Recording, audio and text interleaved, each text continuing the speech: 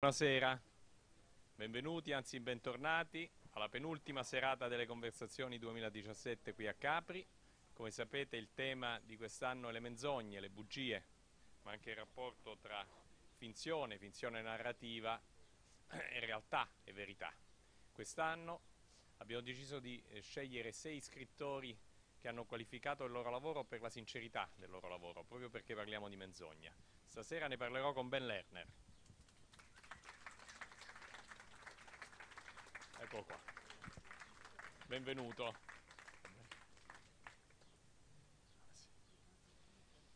Abbiamo chiesto, come a tutti gli scrittori, di consegnarci un pezzo inedito. Ora lo leggerà, alla fine della lettura ci sarà una conversazione e come al solito daremo la possibilità a voi di fare delle domande. Iniziamo subito. Thank you so much for having me to this incredibly beautiful place, and thank you for all of you for being in conversation with me. I'm going to read the piece I wrote in its entirety because it's very short. It's only 3 pages or so, and it's just called Lies. Did you wash your hands? I ask my 4-year-old daughter when she returns from the bathroom. Yes, she lies. I would have heard the water running in the sink. Are you telling the truth? I ask her. Yes. I didn't hear the water, I say. I touch her hands, and your hands are completely dry. I was just joking when I said I washed my hands. It's important to tell your dad the truth. I did wash my hands, she lies again, but this time in Spanish, as if transposed into another language, the falsehood might be true.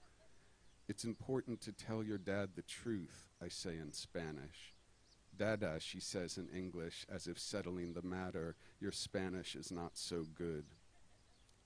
Wittgenstein was fascinated by what he called Moore's paradox, what to make of a sentence like, it is raining, but I don't believe it is raining. Can such a sentence make sense? Can such a sentence be true? I ask my daughter to look out the window and see if it is raining. Yes, it is raining, she lies. We will not be able to go to school. We're going to school either way, I say, walking to the window, and it's not raining. I don't feel like going to school, she says. That's okay, love, but we need to go. I feel like it's raining, she says. Our breakfasts are little festivals of lies, or little literary festivals. First, she will ask for something other than whatever I have served her and promise that if I prepare the second breakfast, she will eat it. I'm not sure if this involves lying. She might desire the food until it arrives. Regardless, it's the ritual setting for our discussion of our dreams. Did you have any dreams that you remember? I always ask. Yes, she always says. Then she tells me she dreamt about a raccoon named Sunny. Sunny is always getting into trouble in her dreams, eating something she shouldn't, falling asleep in a hot air balloon and drifting away, taking another animal's toys.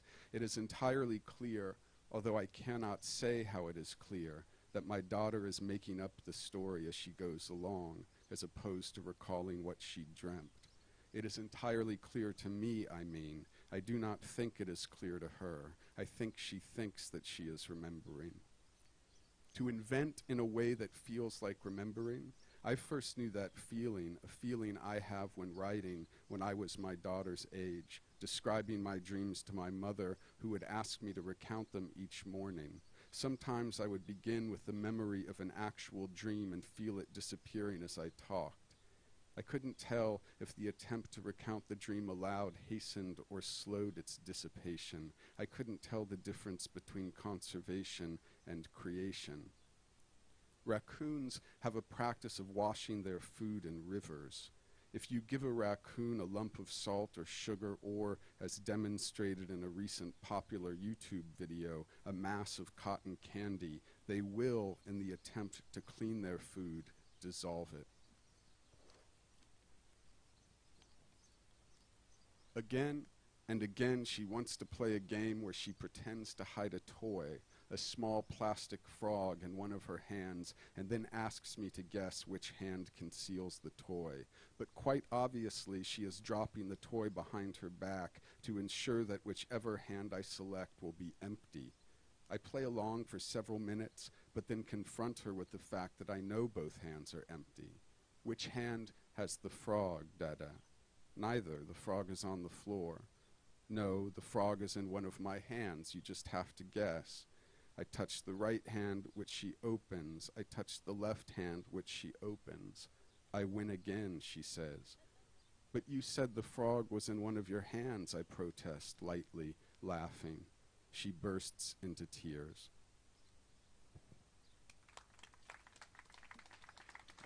Non posso che chiederti se questa è una storia vera, quella che hai raccontato, essendo tuo padre di 2 bambini ed una figlia, se non sbaglio, proprio di 4 anni. Quanto c'è di vero? I cannot but ask you if this is a true story, considering that you have 2 children, amongst whom a 4-year-old daughter. I made up the game about the frog. Ho inventato il gioco della rana. E tutto il resto è vero, quindi? So all the rest is true. It's pretty true. Compreso il fatto che tua figlia dice è come se piovesse fuori, insomma. Even the fact that she says, I feel like it's raining outside. Yeah, that was true. Although, no, she said she felt like it was snowing, but then I changed it to raining so I could use the Wittgenstein quote. L'unica differenza è che lei diceva che sentiva che nevicava, sentiva come se nevicasse, e io ho cambiato la neve in pioggia per poter fare la citazione di Wittgenstein. Ben, ti capita spesso di mentire? Ben, does it happen often to you to lie? I mean, do you lie often? It's a funny question because there's no way to answer that without sounding like you're lying. The way that I'll try to dodge the question is to say that I think a lot of my life involves creative pretending or an attempt to redescribe reality in a more productive way. And there's kind of a fine line between trying to interpret facts differently and actually lying. Do you know what Wittgenstein's duck rabbit is? I think of this just because I said that thing about Wittgenstein. I'm going to draw something really quickly. Nel frattempo chiediamo ad Anna di tradurre. In the meantime we'll ask her to Sì, translate. faccio un disegno. Non è possibile rispondere a questa domanda se non dando l'impressione di mentire. Il mio modo per evitare normalmente questa domanda è di dire che la mia vita è basata su una pretesa di creatività, cioè su una finzione creativa, e quindi il mio tentativo è quello di ridescrivere la realtà in quest'ottica. E c'è un sottile confine tra l'interpretazione che uno può dare dei fatti e i fatti stessi. E adesso vi faccio un disegno a proposito di Wittgenstein che ha a che vedere with a rabbit. So I'm a horrible artist. It doesn't really matter, but have you seen this before, this multi-stable figure where you can see it as a duck, right? Where you see the ears as a beak, or you can see it as a rabbit. You know, it's the same material, it's the same line on the paper, so it's not more true that it's a duck than it's a rabbit. And then the question is if you see it as a duck or a rabbit. And I think that the as, for me, is a very crucial word for in both life and literature. The power to redescribe something, to invite someone to see something as something else, the way, you know, John Cage asks you to hear silence as music. So that as is, it's kind of lying, but it's also the kind of the poetic power of redescription or something. And I'm totally evading your question.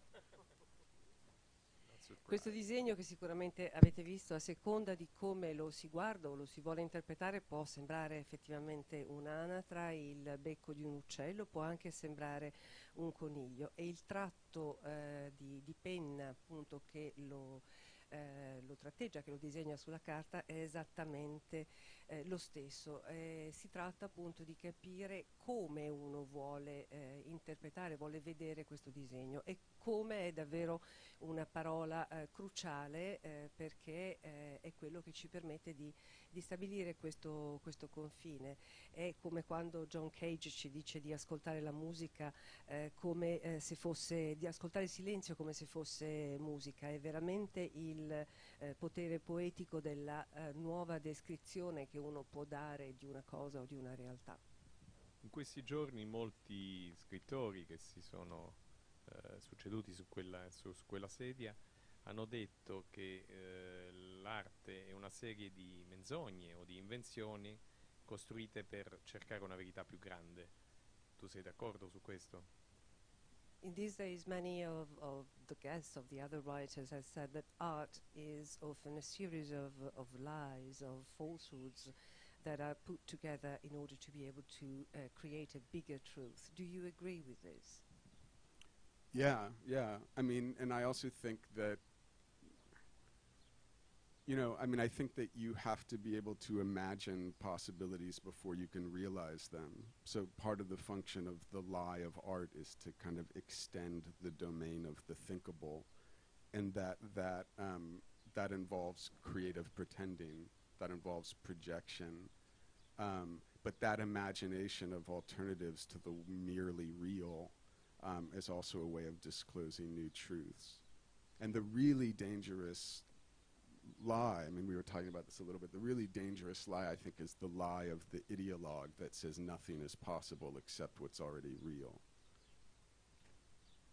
Sì, sono assolutamente d'accordo, perché di fatto è una riflessione che porta a immaginare delle possibilità diverse prima che queste possibilità possano concretizzarsi, cioè quindi è un tentativo da parte di un artista, di uno scrittore in particolare, quello di estendere il campo delle possibilità in modo che poi ciascuno possa vedervi le proprie proiezioni, le proprie interpretazioni, le proprie immagini in qualche modo, cioè creare un'alternativa alla realtà è un modo per avvicinarsi allo svelamento di questa realtà.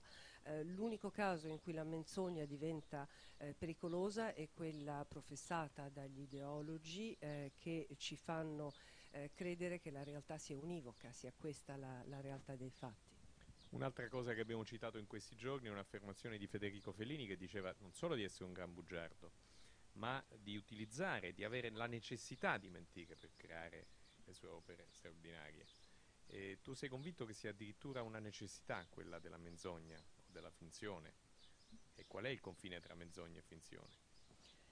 Another thought that we express these days is around Federico Fellini, who not only professed to be a liar, but he also said he needed lies in order to be able to create his art. Do you think that's true? I mean, are there artists that actually need to lie in order to be able to create? And where is the thin line between lying and fiction? Yeah, I mean, in a way, I mean, on a very practical level, I feel like getting something written involves all kinds of lies. I don't know if this is true for all writers, but like I always have to pretend that I'm writing a book, like long before I actually have an idea for a book in order to get into a space where I can discover what's sayable. So there's a way in which, on a very practical level, like it's not just writing fiction, it's telling yourself the fiction that you're writing fiction, or whatever the project might be. You know, I guess for me, the thing about I don't really, you know, I don't really believe in isolated facts. For me, the truth is always the constellation of facts, or the incorporation of the facts into a narrative in order to reveal their truth. So I think that it's what the writer constructs is the framework in which the relations between facts can be illuminated, and that reveals a more significant truth than the empty enumeration of facts. Sì, sono d'accordo sul fatto che per quanto riguarda la narrativa e la poesia, la scrittura in generale, sono chiamate in gioco tutta una serie di bugie, di falsità diverse. Io, per esempio, non so se questo vale per tutti gli scrittori, ma ho bisogno di fingere che sto scrivendo un libro prima ancora di avere un'idea per un libro, perché ho bisogno di crearmi, di mettermi in quella dimensione, in quello stesso spazio, per cui di fatto la finzione nel mio caso arriva a dire a me stesso mentendo che sto scrivendo, perché ho bisogno di questo espediente per riuscire a creare qualcosa con le parole scritte. Io peraltro non credo che esistano i fatti isolati, credo che i fatti siano sempre concatenati, che siano in forma di una costellazione, di qualche cosa che poi si riesce a incorporare in una struttura narrativa e quindi per lo scrittore il compito è più che altro quello di creare un quadro, un contesto dove poi possono essere inseriti una serie di elementi che diventano significanti nella loro composizione.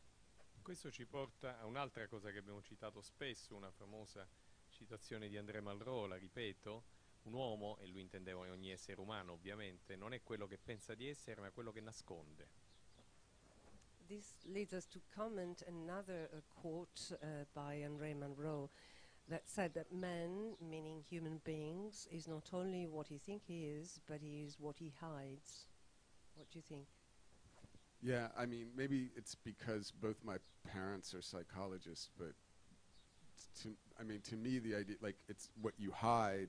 You don't really hide anything. You just displace it into some other behavior, right? I mean, symptoms are the expression of what you're hiding in another language.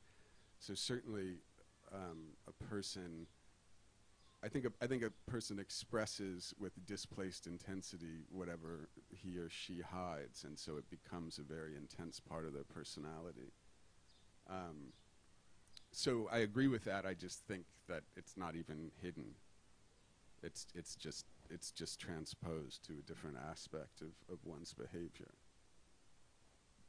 Sì, non posso che essere d'accordo, probabilmente perché entrambi i miei genitori sono psicologi, e addirittura arrivo a dire che non è questione di occultare o di nascondere, ma semplicemente di spostare altrove quanto non si vuole ammettere e quindi tradurlo in altri comportamenti che poi naturalmente lasciano emergere dei sintomi, e sarà proprio l'intensità di questi spostamenti, di questi meccanismi di transfer a creare una personalità. Quindi non parlerei neanche di nascondere, ma di trasporre, di trasferire.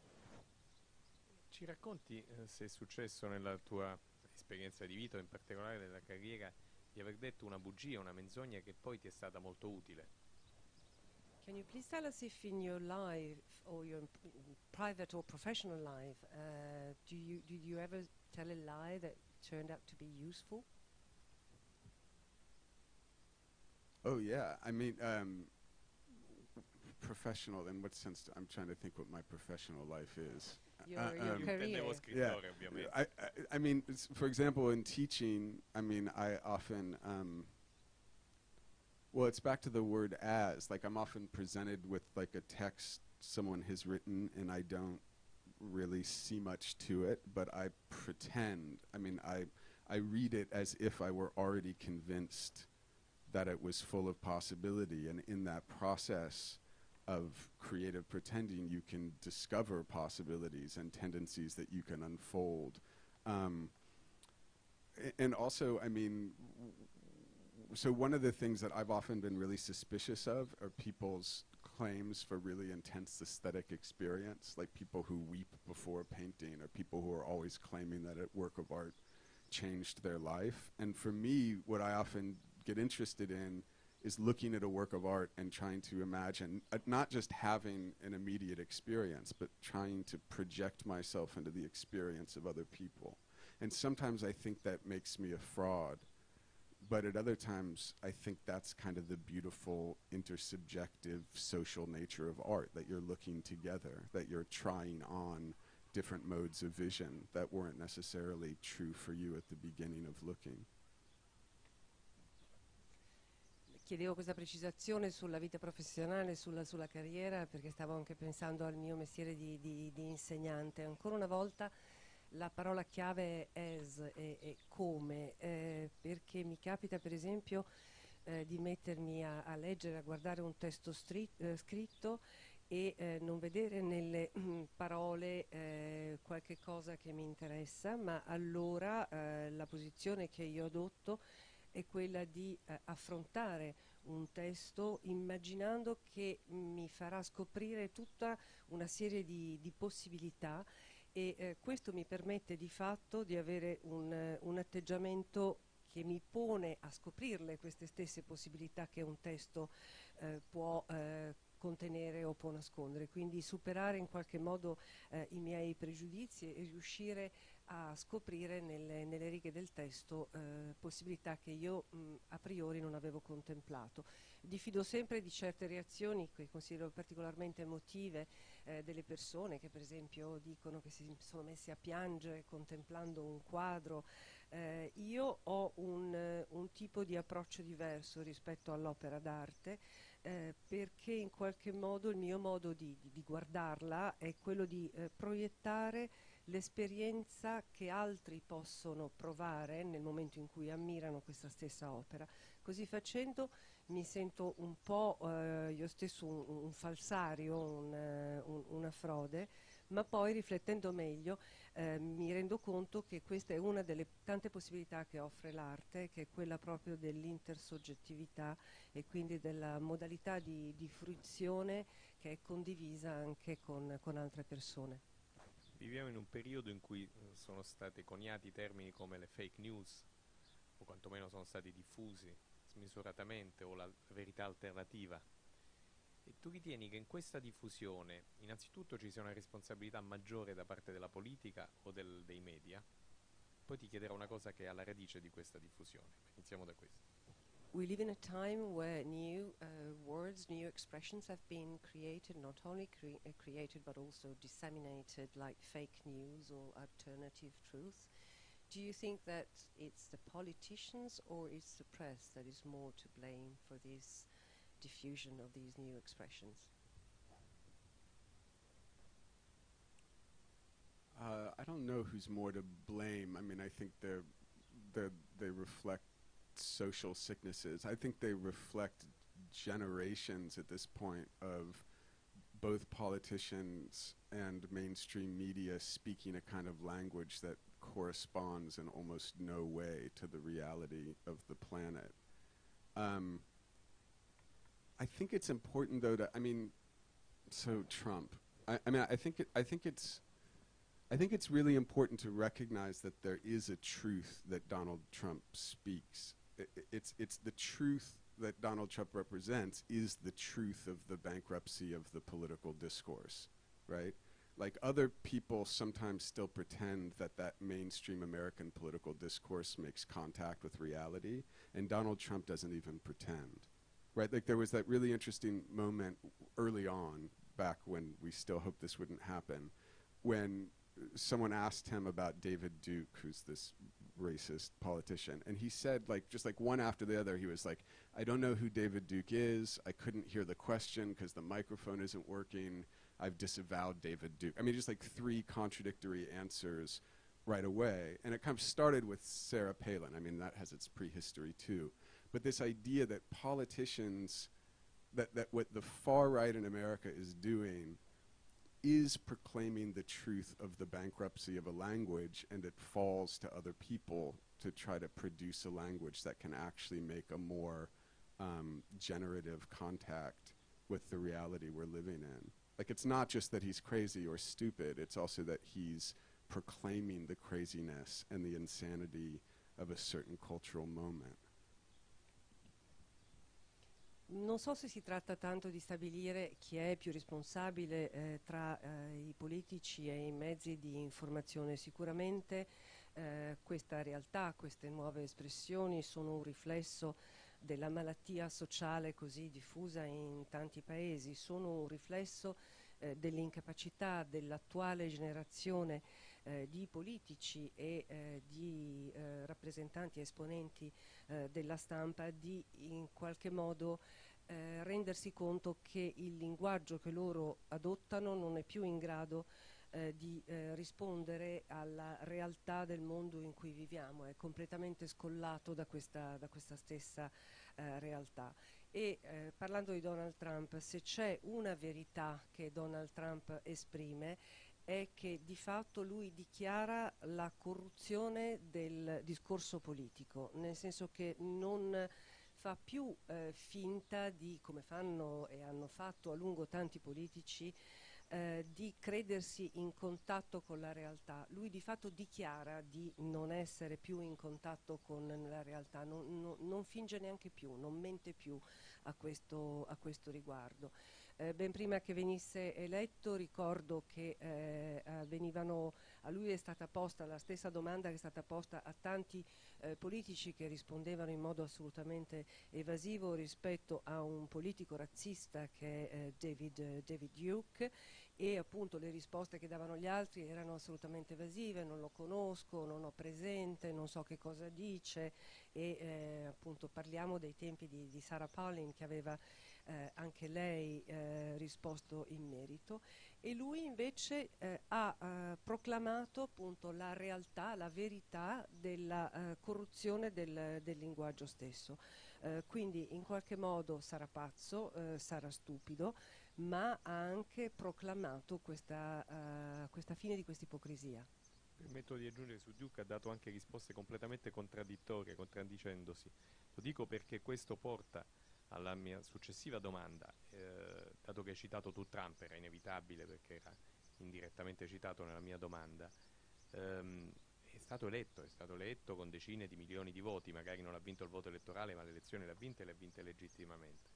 Questi milioni di elettori, ora non facciamo un'analisi politica, ignorano completamente il fatto che dice clamorosamente, ripetutamente, contraddittoriamente delle menzogne, se ne fregano perché la verità è indifferente. Questo è il punto che mi interessa, proprio perché in qualche modo intuiscono che in fondo all'anima la verità è marginale rispetto a una conquista sociale o l'avere il sentire alleviato delle frustrazioni appunto di tipo sociale o economico. And as for Duke, he also gave contradictory answers about him. But talking about Donald Trump, since we are there, he was elected by millions of voters who decide somehow to ignore the fact that he tells lies. Why is that? Is that because they think that truth no longer matter or is less important than getting to social improvements or results of some sorts? Yeah, I mean, I don't have a pithy answer to the phenomenon of his election, which I think is many different complicated stories, including stories of extreme radical disenfranchisement, so that the number of people who actually voted for Donald Trump is not like a giant Democratic mandate. As all of you know, he even lost the popular vote by a very considerable margin. But I mean, that's kind of what I was trying to articulate, is that I think that they're not voting. A lot of the people who are voting for him are not voting for him despite the fact that he lies. They're voting for him because he lies even more shamelessly than the other lying politicians. And so he approaches something they experience like authenticity because he doesn't even pretend to be telling the truth. Non ho una risposta particolarmente articolata rispetto a questa tua domanda riguardo a Donald Trump. È vero, si può comunque sindacare su quello che è stata la composizione politica dei votanti. C'è un margine consistente di coloro che lo hanno votato che indica un totale sradicamento, uno sradicamento assolutamente radicale, ed è vero che comunque è il presidente, malgrado abbia magari perso in una percentuale del voto popolare. Ma appunto io non credo che le persone lo abbiano votato malgrado siano consapevoli che dica delle bugie, delle falsità, ma proprio perché le dice in modo più aperto, più smascherato, e non fa neanche finta di non dirle. Mi interessa a questo punto sapere se ti schieri tra gli ottimisti o i pessimisti rispetto alla frase che abbiamo citato più volte qui di Tolstoi, che ha a che fare non tanto con l'idea di bugia ma con l'idea di illusione. La rileggo per tutti, è una frase tratta da uno dei suoi libri più belli, la Sonata a Kreutzer. Lui dice così: è stupefacente e come completa sia la disillusione che la bellezza sia anche bontà.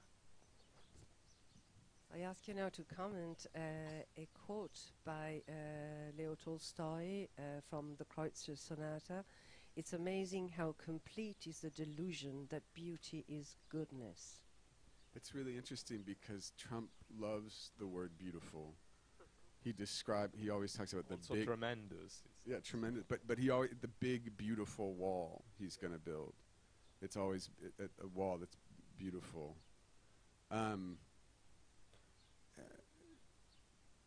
Yeah, I mean, it's a complicated quote. I mean, I think Tolstoy meant something like it's easy to confuse, you know, the pleasure of the senses with morality or something like that. You know, it was in his more aesthetic stage. But I think, yeah, I think the danger is actually kind of like with the beauty of the wall, the big beautiful wall. It's the spectacularization of politics where you care less about, you know, intellectual and moral commitments and more just for the parade, or for the giant construction project. But what's interesting actually about Trump is how he hasn't actually produced any beautiful spectacles. I mean, if you watch like his rallies, his campaign rallies, they're really festivals of ugliness. They're giant displays of kind of cultural poverty. The music's bad. People don't look very good. The dancing's bad. I don't know. I mean, I think in a way it's my two, sorry to ramble, responses to the question is, one is that the contemporary problem of the disconnect between the beautiful and the good is the problem of the spectacularization of politics, where the only important thing is the kind of image it can produce as opposed to what kind of lived reality corresponds to that image. But I also think it's like it should be like it's a pedagogy that like one of the things artists do is to try to train people to see the good as beautiful.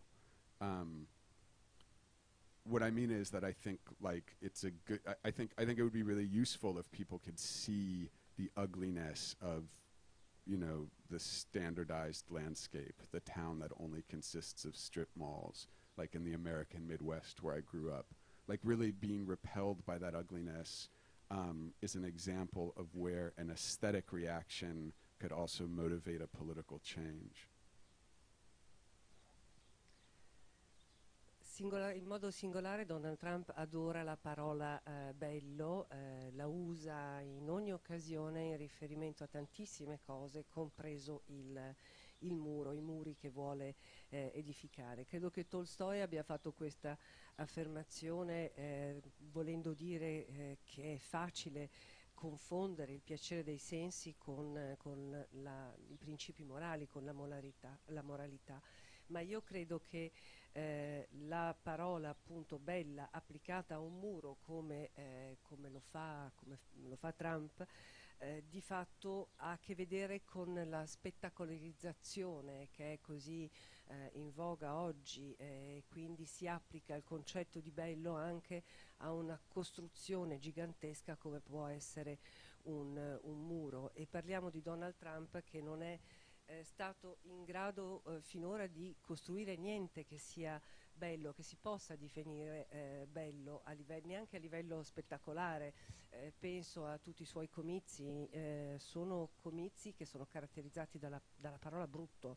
È brutta la musica, sono brutte le danze, sono brutte le persone che partecipano a questi comizi. Quindi scusate se divago, ma secondo me le risposte sono due. Uno appunto il livello che abbiamo raggiunto oggi di sconnessione, di scollamento tra il concetto di bello e il concetto di bontà, e questo è in parallelo al tentativo di spettacolarizzazione operato dai politici in tanti paesi. La seconda risposta è che in qualche modo il ruolo dell'artista forse dovrebbe proprio essere quello di cercare di costringere le persone a vedere la bontà della bellezza, nel senso che è utile sottolineare quanto possono essere brutte delle cose, le cose che fanno ormai parte della vita di troppi luoghi, di troppe realtà, il tentativo di standardizzare qualunque cosa. Parlo io che sono cresciuto nel Midwest, in grossi centri commerciali. Ecco, si tratta, uno dei ruoli dell'artista è quello proprio di cercare di avvicinare il bello in senso estetico in relazione a quello che è buono e che viene negato dalla politica. Il momento Gopnik della serata, in onore di Adam che ha inventato questa domanda. Qual è la bugia di cui sei più orgoglioso? It's now the Gopnik moment. What is the lie you're proudest of?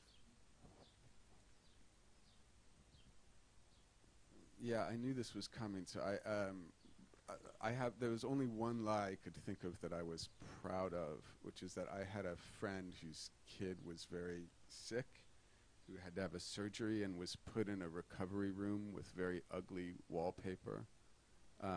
You know, it was very institutional. They were like diamond patterns. And it wasn't the biggest thing bothering the child, but the child didn't like the room. And I told the kid that it was a very special room because the wallpaper had been painted by trained monkeys. And I kind of spent an afternoon like explaining how complicated that was logistically, and it seemed to help a little bit. But I stole that lie from a story of my mom's youth, where my mom grew up pretty poor in Brooklyn, and she had really wanted a bike for the holiday, for whatever kind of hybrid of Christmas and Hanukkah they were celebrating. And she didn't get the bike. Instead, what she got was some weird tin tissue box that her dad had got for free. She got one and her sister got one, her older sister. And her older sister convinced her, you know, my mom was weeping, that this tissue box had been decorated by, I think they were trained giraffes, which seems more complicated somehow. But than monkeys, yeah. But I like the lies that are about, I mean, so I think I have a few lies under my belt that are about producing value as opposed to just concealing a transgression. Sì, c'è una bugia di cui sono fiero, ha a che vedere con il figlio di un amico che era malato e ha dovuto subire un intervento chirurgico, e nella stanza in cui era stato messo a seguito dell'operazione, questa stanza, essendo una struttura pubblica, era tappezzata di una carta da parati che non gli piaceva, era piuttosto triste con dei rombi, e per il bambino questo era un problema, e io ho cercato di risollevargli il morale e di convincerlo che stare lì non era poi così male, dicendogli che quei rombi del disegno della carta da parati erano stati realizzati di fatto da un branco di scimmie addestrate.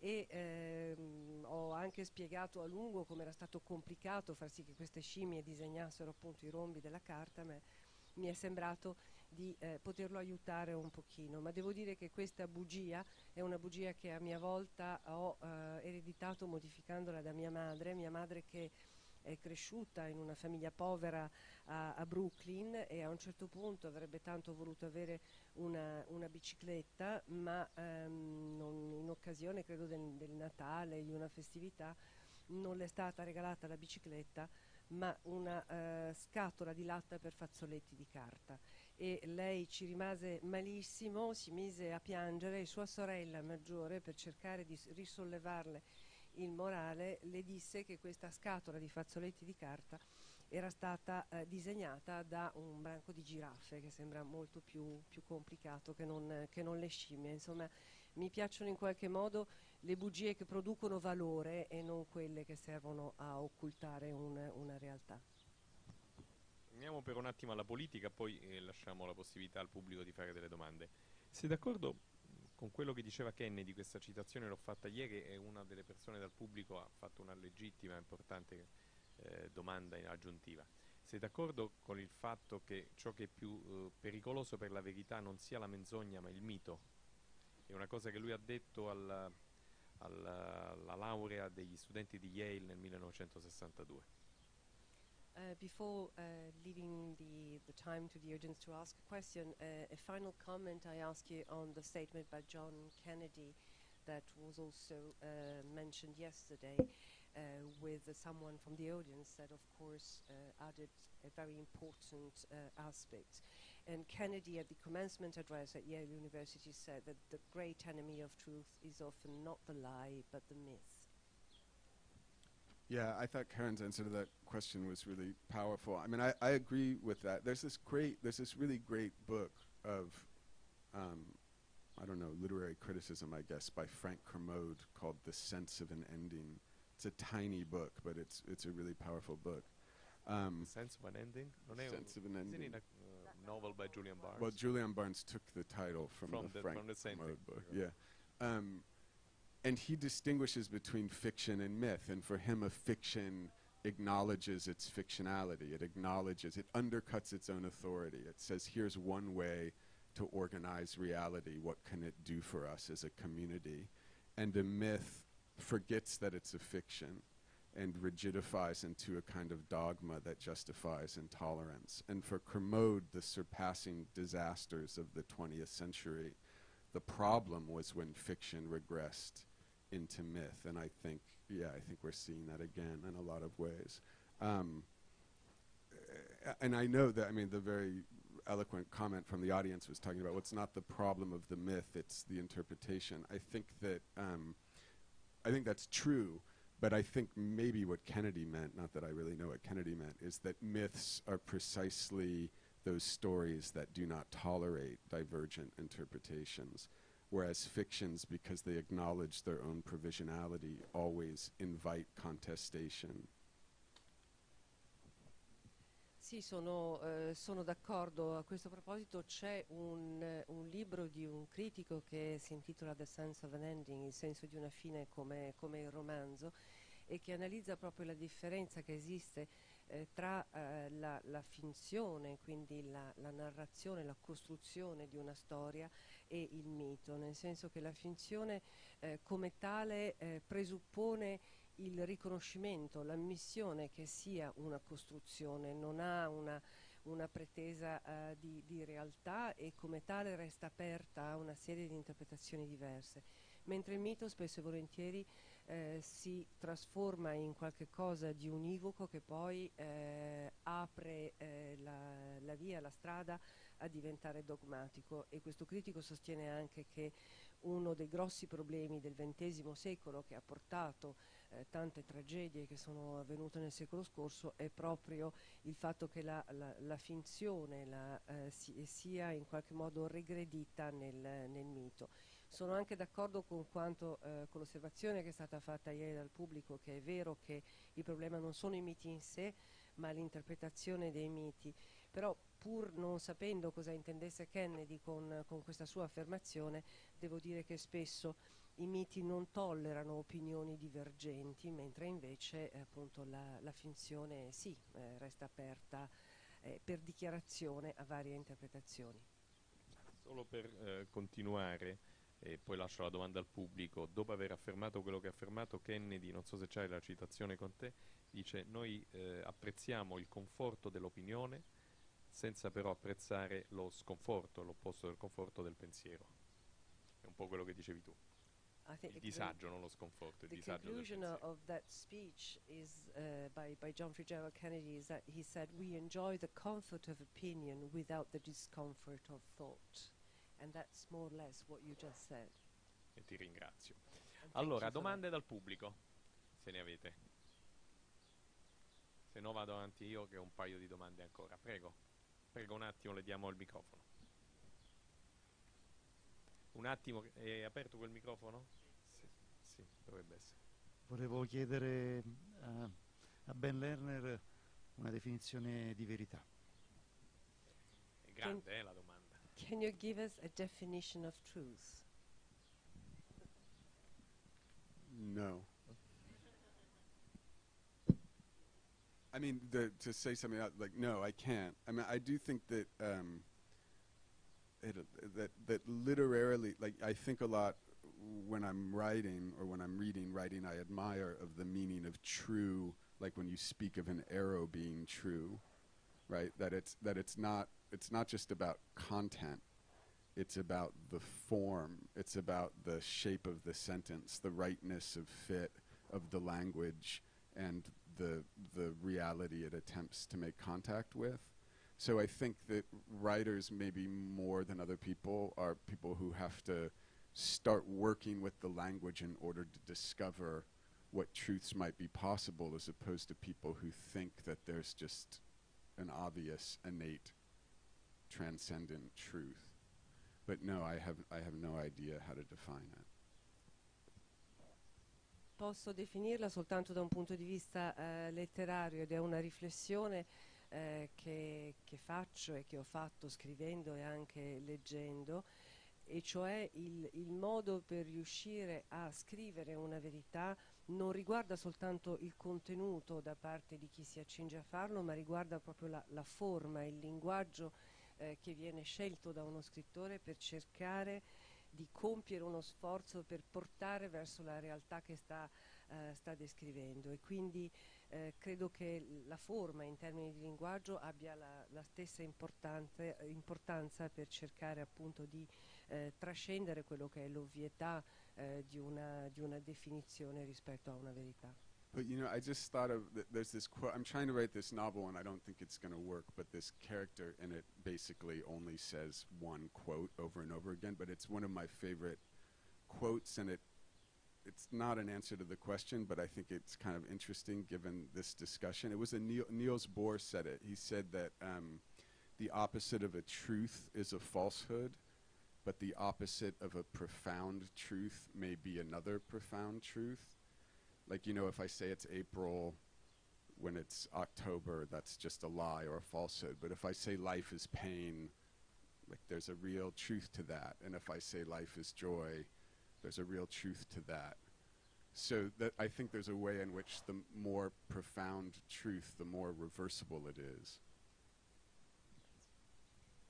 Mi viene anche in mente il personaggio di un romanzo che probabilmente non scriverò, che dice a ripetizione una citazione che è tra le mie preferite, che dice che l'opposto della verità è la menzogna, è la falsità, ma l'opposto di una verità profonda è un'altra verità profonda. Nel senso che se diciamo che ottobre mentre siamo in luglio è semplicemente una bugia, ma se diciamo che la vita è sofferenza e diciamo anche che la vita è gioia, sono vere entrambe le affermazioni. C'era un'altra domanda, non so se lei era con noi la prima settimana, abbiamo parlato un po' più diffusamente di questo, partendo dalla famosa inaspettata e struggente frase di Pilato, che dopo aver mandato Cristo in croce dice: cos'è la verità? Quides veritas. Lui se la chiede ma non c'è la risposta. No, allora la mia domanda, che era in realtà una risposta alla domanda del Signore, poi ha risposto appunto Ben Lerner, cioè che Derrida, in Breve storia della menzogna, che appunto si occupa solo di questo, apre il libro citando Montaigne, che appunto dice potremmo definire una verità, potrebbe essere quasi possibile se la verità, se la menzogna, così come la verità, avesse una sola faccia. In realtà la menzogna è per sua definizione caratterizzata dalla indefinitezza, quindi non possiamo prendere appunto, non possiamo dire ciò che è vero negando ciò che dice il bugiardo, perché per sua natura appunto il rovescio, perché appunto la menzogna ha centinaia di aspetti, e quindi non possiamo definire la verità partendo dal contrario della menzogna. È quello che poi ha detto Lerner. Grazie. Mine is just a comment actually, because you already answered to to what I wanted to say. I'm thinking of an essay by Jacques Derrida that opened. It's a brief history of lying, and he opens the book by quoting Montaigne when it said that it's impossible to define truth because falsehood doesn't have one side. It is by its own nature something that is absolutely indefinite. So it's not possible. Lying is multifaceted. So whenever you call a lie, there can be another side of it that turns up. But you already answered with. Ci sono due domande, un attimo, Karan e poi Gaetano. Karan, le prendiamo tutte, sì. Iniziamo con lui, poi Gaetano Cappelli e poi il signore. Un attimo il microfono, the microphone, Karan. Ben, so a lot of your fiction is about states of inauthenticity, and I was thinking, one thing I was thinking of is that too much of an obsession with truth and falsehood, it can be a kind of puritanical impulse as well. So what I'm wondering is, why do you think it feels so bad to be inauthentic or impure? Like, why, since that seems to be actually the state of the world at large at all times, why do we chafe against it and seek to even explain it? Or why do we feel that it's not the state we should be in? Grazie. Nelle tue opere, nei tuoi romanzi parli spesso di mancanza di autenticità, e io trovo che in qualche modo l'ossessione nel cercare di definire quello che è autentico o non autentico abbia una radice puritana. Perché ritieni che sia così male il fatto di non essere autentici e di non essere puri? Perché appunto vengono spese tante parole nel tentativo di spiegare questo. Yeah, it's a good question. I mean, I think literature can be therapeutic precisely in showing you how quixotic the journey for authenticity is. I mean, I think obsessions with authenticity are puritanical and often regress to myth. I mean, just because I thought about Wittgenstein earlier, you know, like Wittgenstein's great thing, like he has that line about how sometimes, you know, the deepest questions aren't questions at all. Like he just you know, like we could sit around and we could argue what a table is, like what's the essence of the table, or we could describe its function in our lives, and we could say the table is the thing you put the water on. We could go on in the game of living without getting caught up in the authentic Heideggerian essence of tableness. I think that's generally a healthier way to be, to dissolve the question of authenticity into a kind of wonder before all the different modes of being. But that said, if I'm in a relationship with someone and I feel like they're not being authentic, or I don't feel like it's possible to be heard or connect or whatever, that very specific loneliness feels like a tremendous loss.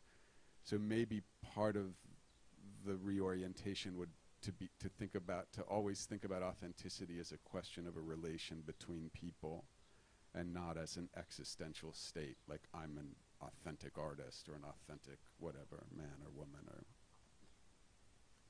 Grazie. Traduzione? Sì, sono d'accordo sul fatto che la letteratura possa essere terapeutica e credo che siano molte le ossessioni che si basano sull'autenticità, che hanno come radici l'autenticità, e questo abbia a sua volta un'origine puritana che spesso fa sconfinare queste ossessioni verso il mito. E mi viene in mente ancora una volta Wittgenstein, quando sosteneva che forse la domanda più grande è quella di non avere affatto domande, cioè nel momento in cui prendiamo per esempio un tavolino, possiamo parlare dell'essenza del tavolino, possiamo parlare della funzione di questo tavolino, possiamo osservarlo e parlarne da tanti punti di vista ed evitare di parlare dell'autenticità dell'essere tavolo, perché a quel punto possiamo semplicemente stupirci e riflettere sulle diverse modalità dell'essere di una cosa o di una persona. Diverso però è il caso che, di un individuo, di un essere umano, e parlo di me, che percepisce che in una relazione la controparte non è autentica nel suo modo di sentire. A quel punto sì, credo che ci sia una perdita e credo che quindi valga la pena di misurare l'autenticità, il grado di autenticità non rispetto a uno stato esistenziale che può valere per ciascuno di noi in modalità e in situazioni diverse, ma rispetto alle relazioni interpersonali che abbiamo con gli altri, appunto. Allora, le ultime due domande. Gaetano Cappelli prima e poi... Il tema di quest'anno mi sembrava molto curioso, la bugia. Però vedo che un po' tutti gli scrittori, ho letto un po' quelli in catalogo, insomma, gli interventi in catalogo, hanno trattato la bugia da un punto di vista legato all'infanzia, alla filosofia, alla politica. Insomma, ci sono bugie serie come queste, o almeno modo di trattare le bugie in questa modalità. E poi invece c'è un'altra modalità che mi è sembrato di poter avvertire quando Ben Lerner ha mostrato quel disegnino con quel coniglio. Ho pensato, Playboy, Hugh Hefner. Sicuramente adesso esce la bugia legata al sesso. Ecco, se non avessi letto John Updike, Saul Bellow, Philip Roth, mi chiederei, ma allora siete davvero così innocenti, seri? Un altro tipo di bugia, quello che poi dà vita a romanzi bellissimi, appunto la bugia legata alla sessualità, all'erotismo, non ce n'è nel vostro immaginario? Com'è che non è uscita fuori? The theme this year is curious, is lying, and from what I could read on the booklet, every piece that the writers have written for the book has to deal with lying with reference to childhood, to politics, in the form of essay or fiction. And I discovered something new when you showed the drawing, and all of a sudden I thought, Hugh Hefner, Playboy, that's the rabbit of Playboy. And I thought about John Updike, Saul Bellow, Philip Roth. I mean, isn't there another way to deal with the subject of lies in connection with eroticism or one's sexuality, for instance?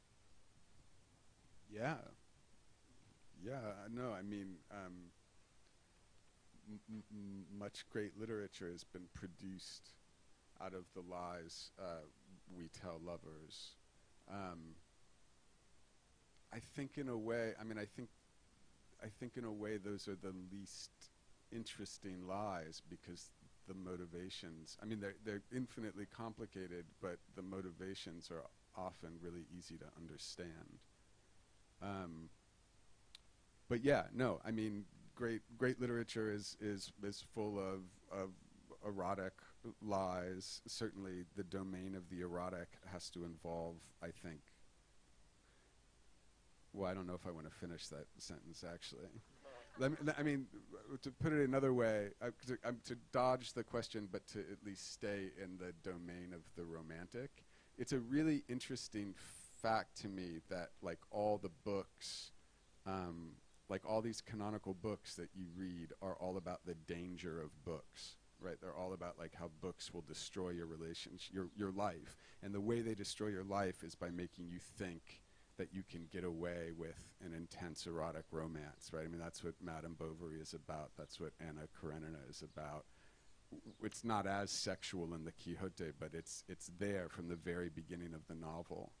So I think that there's a whole literary history that has to do with a kind of erotic lie or mythology and the terrible damage it can do.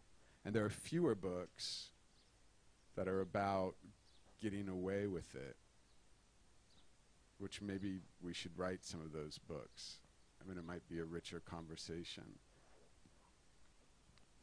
But yeah, I mean, I think that the you know, someone once told me, a social psychologist once told me, that the three things that people really lie about in their most intimate relationships are food, sex, and money. And that actually money is the thing they lie about most. This has always stuck with me. It's kind of a mystery to me. But I think that sex, that sexual intensity, precisely because it involves a kind of nakedness, by its very definition, requires the production of an elaborate armature, which often doesn't correspond to the reality. But yeah, it's a foundational theme for literature, for sure. Sì, sono d'accordo assolutamente con te sul fatto che grandi opere letterarie si sono sviluppate attorno alle bugie, alle falsità, che possiamo dire in amore nei nostri rapporti personali, e forse il motivo per cui la scelta di tanti scrittori quest'anno non è ricaduta sotto questo aspetto della letteratura, è perché forse sono meno interessanti, o quantomeno le motivazioni che portano a quelle non verità, a quelle falsità, sono abbastanza facili da capire e da comprendere. Sono assolutamente d'accordo sul fatto che esistano grandissime opere letterarie che ruotano attorno a bugie in ambito erotico, per esempio nell'erotismo, ed è interessante pensare a quanto certe opere, penso a Anna Karenina piuttosto che a Madame Bovary, fossero considerate pericolose per il tipo di riflessione che potevano indurre nei confronti del lettore. E naturalmente la storia della letteratura ci dà l'esempio di tante opere in questo senso, che ruotano appunto attorno alle bugie erotiche e alla mitologia e al danno che possono creare in qualche modo. E mi viene in mente ora una riflessione che ha fatto in realtà uno psicologo sociale qui, e diceva che le tre cose su cui noi mentiamo di più comunemente sono il cibo, il sesso e il denaro, e con mio grande stupore non capisco perché il denaro è la cosa su cui mentiamo di più. Capisco anche però che per quanto riguarda la pratica erotica, nel momento in cui comporta la nudità del corpo, è inevitabile che uno si doti di un'armatura per riuscire ad affrontarla, un'armatura diversa dalla realtà che corrisponde a ciascuno di noi. Abbiamo tempo per un'ultima domanda. C'è la signora che aveva chiesto. Qui, prego.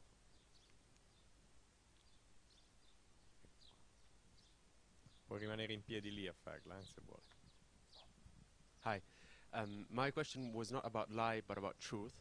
What's the first thing that comes up to your mind if I ask you what's the most true thing you ever read? La mia domanda non riguarda la bugia, ma riguarda la verità. Qual è la prima cosa che le viene in mente se le chiedo qual è la cosa più autentica che ha mai letto, la cosa più vera che ha mai letto?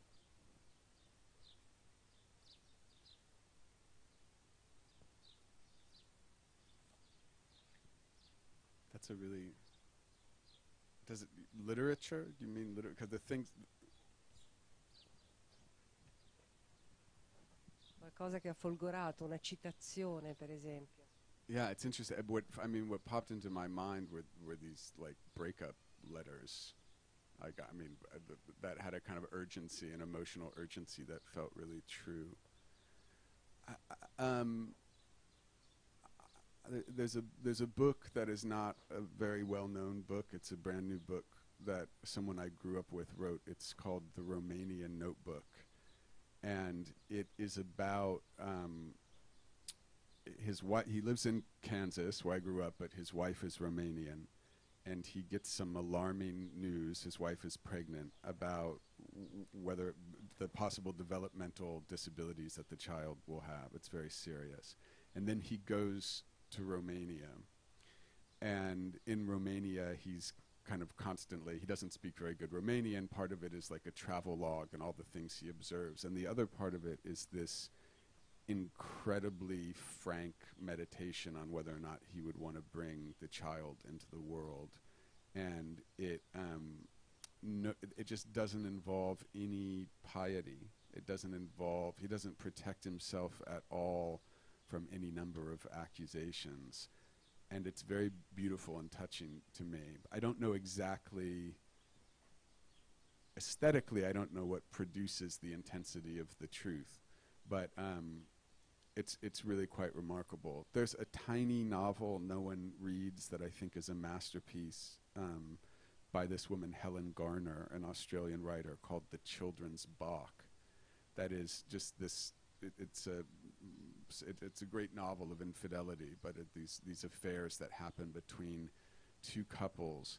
And what strikes me as unbelievably honest about it is how on the one hand the narrative is very close, like has a lot of access to the characters, but on the other hand there are elements of the characters that are totally opaque to the narrator. And I think that a lot of times truth for me in literature is about that balancing act between access and opacity. When there's too much access to the internal lives of the characters, I feel a kind of falseness. When there's none at all, I feel a kind of falseness. And that book, The Children's Bach, has a very bizarre and sometimes very brutal balance between what's knowable and unknowable. Like the truth it expresses is that there's nothing like knowing someone really well to know that you don't know them totally.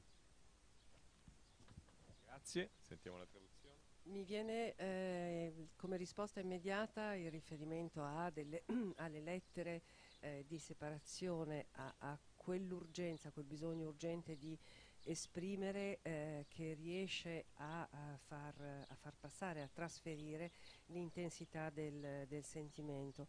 Ma mi viene anche in mente il libro scritto da una persona che io conosco, con cui sono cresciuto in Kansas, che si chiama The Romanian Notebook, e parla di della moglie rumena, e questo è riferimento alla Romania nel titolo, che resta incinta e c'è un allarme perché pensa che il bambino possa avere della disabilità.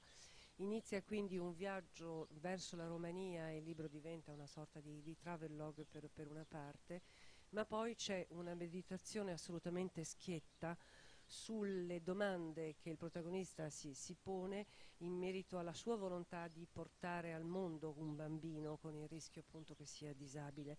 Ed è una riflessione, una meditazione assolutamente scevra da autocompiacimento, da senso di pietà, in cui rifiuta di proteggersi da quello che potrebbero essere le accuse mosse dalle riflessioni di altre in merito a una scelta. Io trovo che questa schiettezza sia assolutamente toccante.